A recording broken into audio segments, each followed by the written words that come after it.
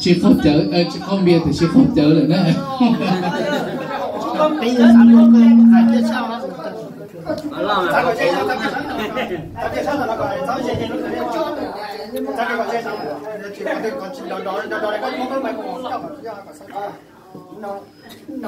nên giờ chỉ bảo là để chơi về đó thì nó thật cởi to á, cứ giờ ô rồi mình thì hái cái này cởi nè.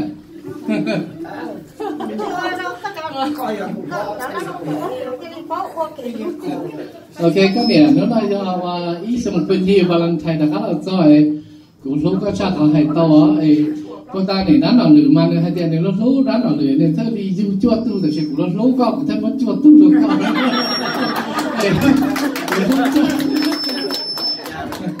Cũng lúc có cha thằng hay tao này, mới thì phân là đâu có dùng xé Valentine, có dùng câu liền nào mà ít gì, để chỉ cho cũng vấn đề là nó thì cũng chỉ我哩啊，不但打完之后还要国内，那就估计做个地啊，估计蒙古，还就国内那就三做个地，对，估计假的。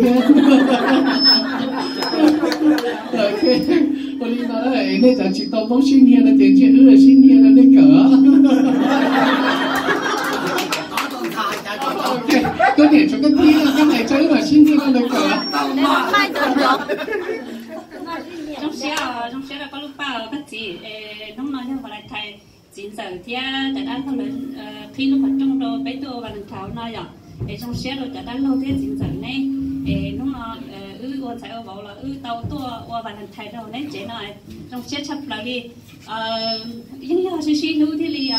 nhóm theo bảo đi nói rồi đó là lịch sinh lên tôi tập ấy luôn này trong xe chấp lại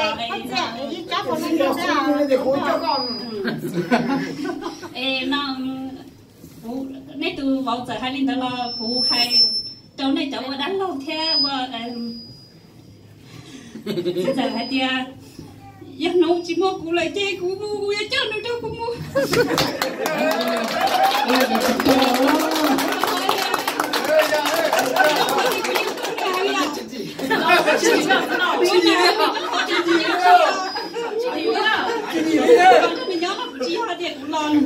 tôi đi đến chị tôi đấy à? Cái chị cá mua thà.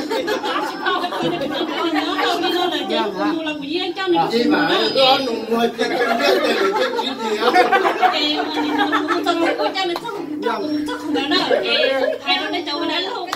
Cái chị cho mua, cái cho được mua. Ôi bà chối rồi sao con tao trúng định xí nè. Chị bà ơi, bà nói ơn đây chị tầm luôn thế con. giờ là cái tên tôi nhớ xíu vì nó phát ra cái mò cho mình tôi nhớ cho trong họ cái gì cho sợ cái nhớ thường thứ này tao chơi của xí tao mà chỉ cả thì nó chỉ cả cái xí chơi nó đâm nhớ xí cái nó cũng chơi với trong cái là cái hỏi nó bị tôi học lúc cái hàng tôi đi đây để sao thể xoan nữa Cái gì thế rồi? chưa tao nói